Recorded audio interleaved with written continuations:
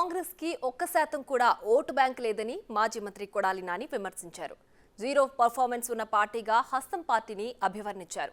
వైఎస్ను దోషిగా చేసి కుమారుడు జగన్ను జైలు పాలు చేసిందన్నారు.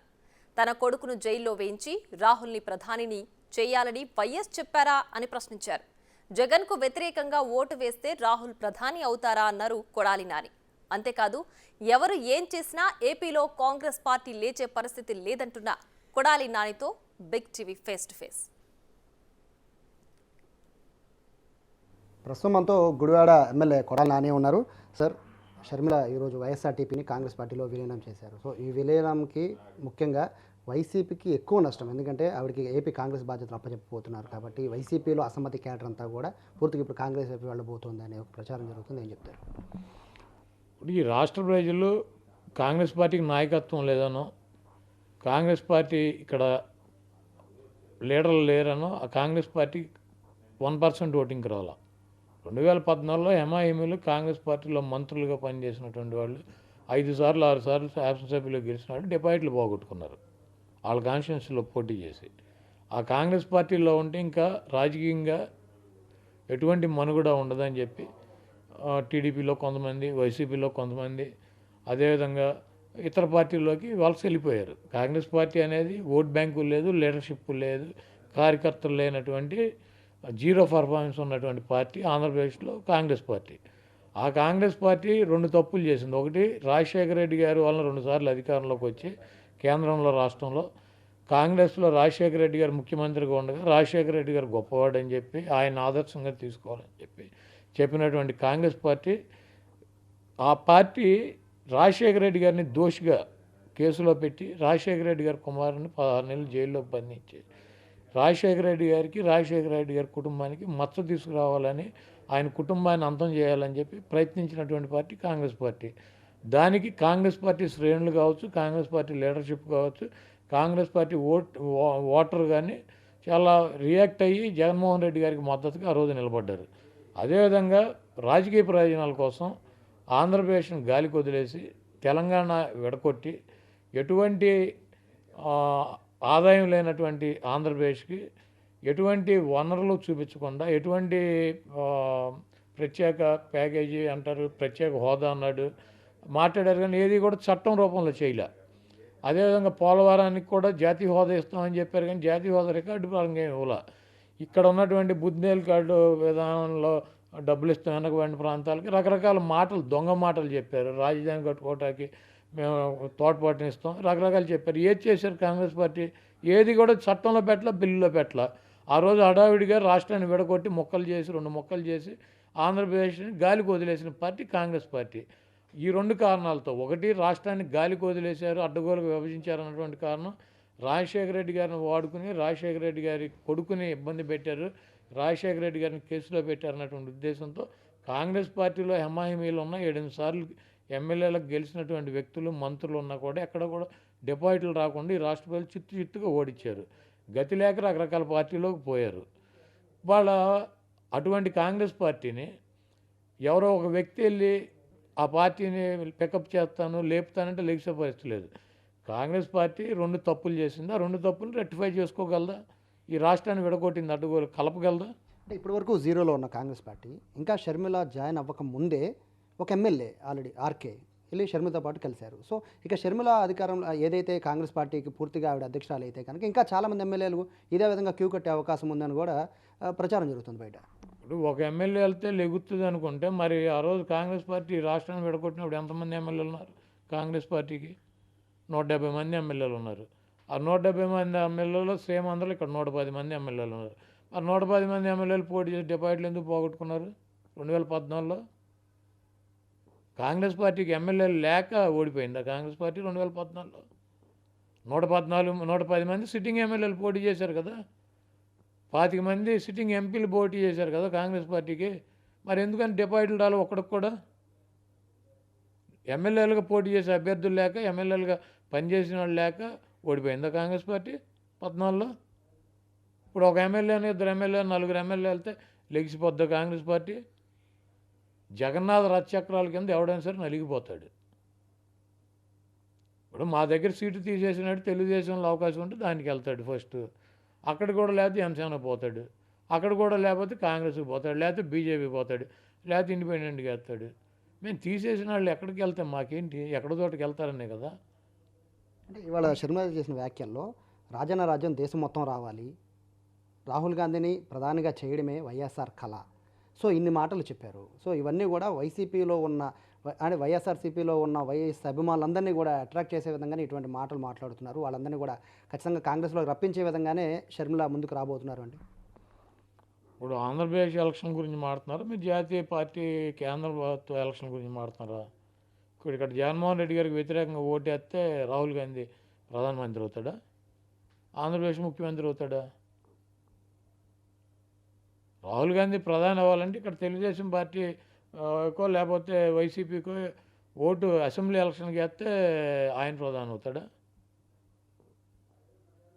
రాజశేఖర రెడ్డి గారు ఆయన్ని ప్రధాని చేయాలనుకుంటే ఇక్కడ జరిగే ఎలక్షన్ ఏంటి?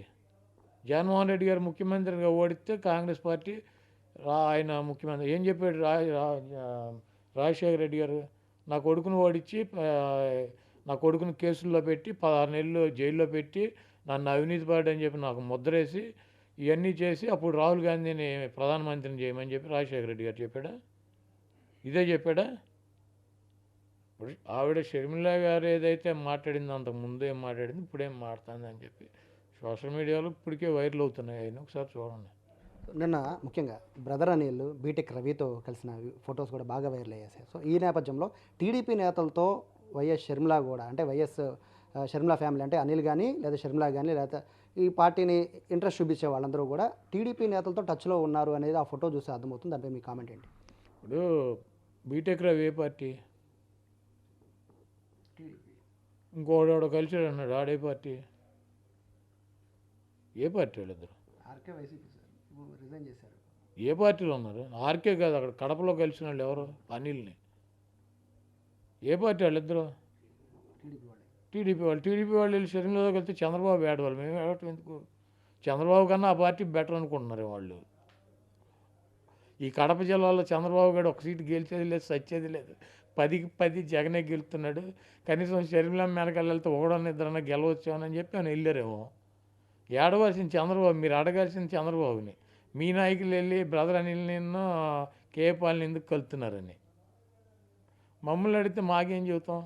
లేకపోతే అలయన్స్ పెట్టుకున్నాడేమో చంద్రబాబు నాయుడు 2018లో తెలంగాణలో పెట్టుకున్నట్టు. చంద్రబాబు చేసిన కామెంట్ పైన ఏం చెప్తారు సార్? పార్టీ అంటే కుటుంబాన్ని విడదీస్తోంది టీడీపీ అనే వర్డ్ని జగన్ గారు వాడారు. ఆ వర్డ్కి చంద్రబాబు కౌంటర్ ఇస్తూ కూడా మీరు తప్పులు మీరు చేసుకున్నారు, మీరు కుటుంబాన్ని మీరు బయట పంపించుకొని మా మీద నిందలేస్తారేంటి అంటున్నారు. ఇప్పుడు అదే కదా. ఇప్పుడు గుమ్మడికాయలు దొంగ ఎవడంటే బొదాలను అడుగున్నాడంట. జగన్మోహన్ రెడ్డి గారు ఏం చెప్పాడు? చంద్రబాబు నాయుడు నా కుటుంబాన్ని చీలుతున్నాడని చెప్పాడా? రాజకీయాల కోసం కుటుంబాలను చీల్చే కుట్ర జరుగుతుందని చెప్పాడు. ఆవిడ ఏ పార్టీలో చేరుతుంది? ఆవిడ కుటుంబ సభ్యురాలు కాంగ్రెస్ పార్టీలో చేరుతుంది. అంటే జగన్మోహన్ రెడ్డి గారు ఎవరి గురించి మాట్లాడినట్టు? గుమ్మడికాయలు దొంగ ఎవడంటే బొదాలతో అడుగున్నట్టు వీడికి ఎందుకు? అంటే దీంట్లో చంద్రబాబు నాయుడు ఉన్నాడు కాబట్టి గుమ్మడికాయలు దొంగతో అడుగున్నట్టు నాకేం సంబంధం లేదని చెప్పి ముందు వచ్చాడు అందరికన్నా ముందు. ఈ రాష్ట్రంలో ఎన్టీ రామారావుకి వెన్నుపోటు పొడిచింది ఎవడో? ఎన్టీ రామారావు కుటుంబానికి వెన్నుపోటు పొడిచింది ఎవడో? ఎన్టీ రామారావు మనవడు జూనియర్ ఎన్టీఆర్కి కొడుకుకి అడ్డంగా ఉన్నాడని చెప్పి వెన్నుపోటు పొడిచింది ఎవడో? కుటుంబాన్ని వాడుకున్నది ఎవడో? ఆ పార్టీ ఎవరిది? ఆ పార్టీ ఎవరి పార్టీని ఎవడు కొట్టేశాడు? ఎవడు కన్నాలు వేసుకొచ్చాడు? ఎవడు దొంగ? రామారావు పిల్లలకి తగాద పెట్టిన వెధవెవడు? ఇవన్నీ గుమ్మడికాయలు దొంగ ఎవడంటే భోజనాలతో ఆడుకున్నట్టు ఆడు ఒకడే. సో ఫైనల్గా చెప్పండి, రేపు నుంచి షర్మిల ఏపీలోకి వచ్చి ప్రచారం చేసినా లేకపోతే జగన్ని విమర్శించినా కూడా మీ రియాక్షన్ ఎలా ఉంటుంది? చంద్రబాబు చేస్తున్న వ్యాఖ్యలపైన మీరు ఏ విధంగా రియాక్షన్ ఇస్తున్నారో సేమ్ షర్మిలకు కానీ కాంగ్రెస్ కానీ అదే విధంగా కౌంటర్లు ఇస్తారా?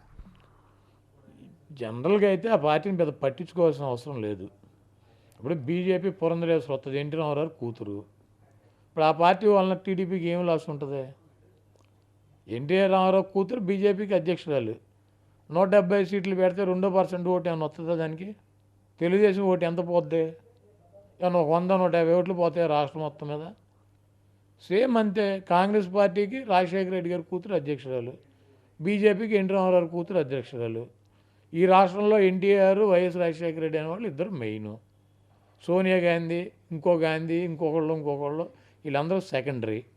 ఎవడైనా చంద్రబాబు అయినా, సోనియా గాంధీ అయినా, లేకపోతే రాహుల్ గాంధీ అయినా, లేకపోతే ఇంకొకళ్ళైనా ఇద్దరు పేర్లు చెప్పుకోవాలి. ఒకడు ఎన్టీ రామారావు, రెండు రాజశేఖర రెడ్డి గారు. రాజశేఖర రెడ్డి గారికి brand ambassador YSR Congress party. Rajasekhara Reddy గారి రక్తం పంచుకొని పుట్టినటువంటి కొడుకు, మగాడు, ధీరుడు, సింగల్గా పోటీ చేసి పార్టీ పెట్టి ఈరోజు ముఖ్యమంత్రిగా ఉన్నటువంటి వ్యక్తి జగన్మోహన్ రెడ్డి గారు. జగన్మోహన్ రెడ్డి గారు ఉండగా ఇంకొకళ్ళతో మాకు పని లేదు. ఎన్టీఆర్కి తెలుగుదేశం పార్టీ ఆయన స్థాపించినటువంటి పార్టీలో ఆయన అభిమానులు వాళ్ళు తెలుసో తెలవకో తప్పో ఒప్పో దిక్కుండో దిక్కు లేక తెలుగుదేశం పార్టీలో కొనసాగుతున్నారు. కాబట్టి ఈ రాష్ట్రంలో ఇద్దరు లెజెండ్స్, ఎన్టీఆర్, వైఎస్ఆర్. సోనియా గాంధీ అయినా, ప్రియాంక గాంధీ అయినా, రాహుల్ గాంధీ అయినా ఇక్కడ బండి సున్నాలు. కాబట్టి ఆ కుటుంబం నుంచి ఎవడో ఒకరిని తెచ్చి తడికడ్డం పెట్టుకున్నట్టు పెట్టుకోవాలని ట్రై చేస్తున్నారు. ఈ పార్టీ బీజేపీ కూడా అంతే. మేము కేంద్రంలో అధికారంలో ఉన్నాం, ఈ ప్రపంచంలో అధికారం ఉన్నాం, మాదే అతిపెద్ద పార్టీ అంటారు. ఆంధ్రప్రదేశ్కి వచ్చేటప్పటికి ఎన్టీ రామారావు కూతుర్ని అధ్యక్షురాలుగా వచ్చి పెట్టుకోకపోతే ఆ 1% కూడా దిక్కులేదు. కాబట్టి రెండు లెజెండ్స్, రాజశేఖర రెడ్డి గారు అనేటువంటి లెజెండ్కి వారసుడు, మగాడు, ధీరుడు, వారసుడు. రాజశేఖర రెడ్డి గారి పథకాలను, ఆశయాలను ముందుకు తీసుకెళ్ళేటువంటి జగన్మోహన్ రెడ్డి ఉండగా ఇంకెవరితో పని లేదు. సో ఇది కొడాలని చెప్తున్నారు. షర్మిల కాంగ్రెస్లోకి వెళ్ళినా ఏమాత్రం కూడా ఉపయోగం లేదని, 1% ఓట్ బ్యాంక్కి భయపడాల్సిన పని లేదని కూడా చెప్తున్నారు. అలాగే బీజేపీలో పురంధేశ్వరి అలాగో కాంగ్రెస్కి షర్మిల అలా ఉంటుందని చెప్పి కొడాలని వ్యాఖ్యలు చేస్తున్నారు. కెమెరా పర్సన్ అంకబాబుతో బిగ్ టీవీ, విజయవాడ నుంచి.